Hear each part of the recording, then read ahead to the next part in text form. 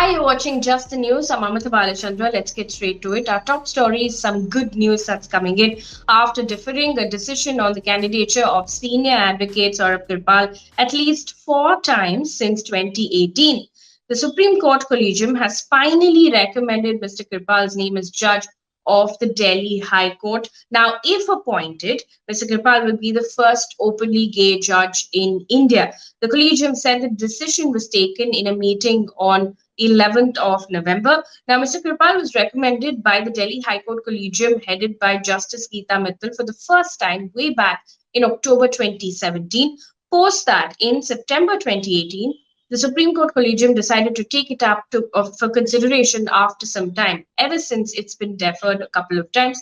The Collegium deferred its decision when it came up again in January 2019 and subsequently in April 2019. Now, the Supreme Court Collegium has recommended his name for Delhi High Court judge. Now, in fact, in an interview with our editor, Faye in April 2021, Mr. Kirpal talks about the delay of his elevation. You can take a look at that interview.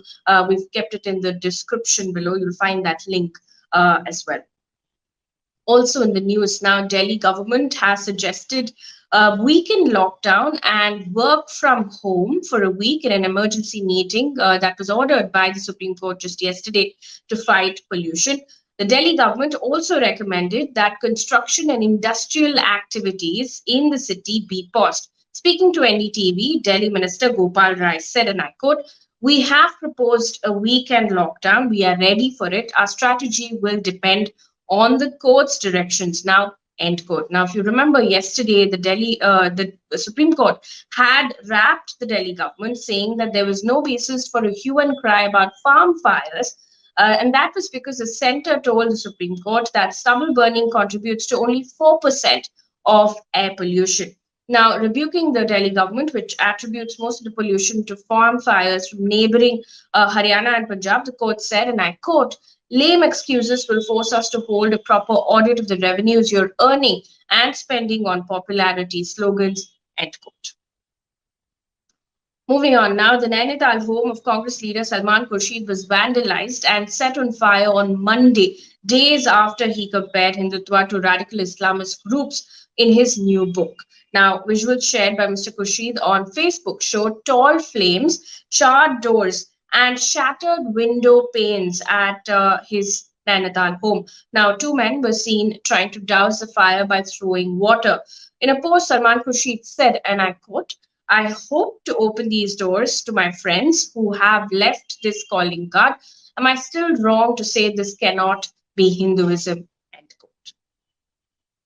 An update now in the Lakhimpur Kheri violence case. A UP court on Monday has rejected bail petitions of Union Minister's son Ashish Mishra and two others in this particular case. Sessions Judge Mukesh Mishra turned down their bail pleas after the prosecution presented the case diary, 60 eyewitnesses' statements, and ballistic reports of 4 firearms to establish their involvement in the crime. If you remember, on the 3rd of October, several farmers were holding protests against the visit of Uttar Pradesh Deputy Chief Minister Keshav Prasad Maurya to Lakhimpur Kheri district when 4 protesting farmers were killed after they were mowed down by an SUV.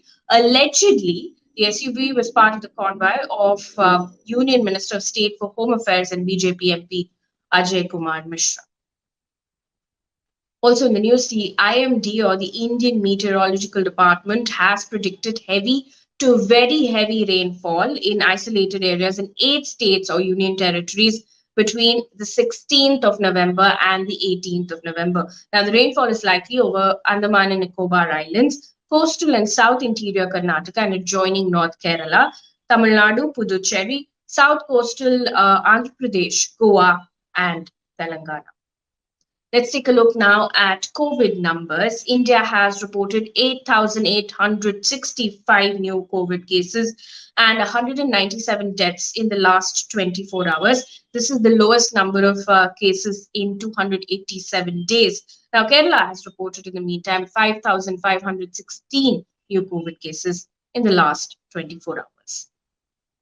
Also, US pharmaceutical giant Pfizer has today announced a deal to make its prospective antiviral COVID-19 pill available more cheap in the world's least wealthy countries. Now, according to the Associated Press, the report says that Pfizer will sub-license production of its promising pill to generic drug manufacturers for supply in 95 low and middle income nations, covering about 53% of the world's population. Now, the agreement, of course, is subject to the oral antiviral medication passing ongoing trials and regulatory approvals. On to business news now. Union Commerce and Industry Minister Piyush Goyal today has said that India has attracted a record FDI of foreign direct investment in the last 7 years. Now, he added that the trend is expected to continue in the coming years on account of major structural reforms, he said, that's being undertaken by the government. At the event, Mr. Piyush Goyal said, and I quote, as per a recent CII Ernst and Young report, India is the next global investment hotspot, and we have the potential to attract an annual FDI in the range of 120 to 160 billion dollars by 2025. Also, while speaking at SBI Banking and Economics Conclave 2021, RBI Governor Shaktikant Das said that India has the potential to grow at a reasonable high pace in a post-pandemic scenario. Now, he said that there are numerous indicators that suggest that economic recovery is now taking hold, but for the growth to be sustainable and reach its potential, investment in private capital has to resume, he said. He also went on to say, and I quote, India's remarkable progress on vaccines is a shining example of scientific capabilities, end quote. Moving on now, Rakesh Jhunjhunwala backed Akasa Air placed an order of 72 Boeing 737 MAX jets valued at $9 billion at list prices. Now, the low-cost airline received initial clearance from the Civil Aviation Ministry to start operations in October and is expected to begin flying next year. On to what's making news across the world right now. In a virtual summit, China's President Xi Jinping warned US President Joe Biden that encouraging Taiwanese independence would be, and I quote, playing with fire. Amid the China Taiwan tensions, the US had pledged, if you remember, its support to Taiwan. China sees that Taiwan as a breakaway province to be reunified with the mainland. Now, according to China's state-run Global Times, Xi Jinping blamed recent tensions on, and I quote, repeated attempts by the Taiwan authorities to look for US support for their independence agenda, as well as the intention of some Americans to use Taiwan to contain China, end quote. Now, the White House, in turn, has said that Joe Biden, and I quote, strongly opposes unilateral efforts to change the status quo or undermine peace and stability across the Taiwan Strait, end quote.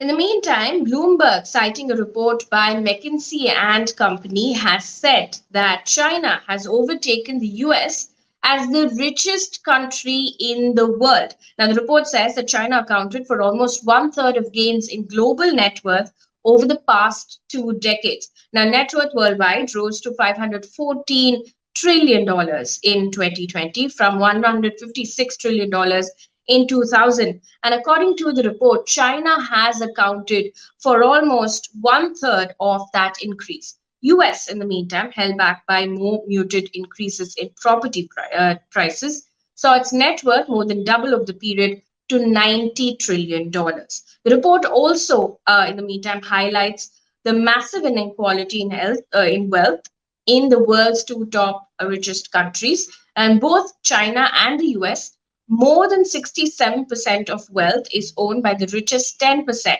of households.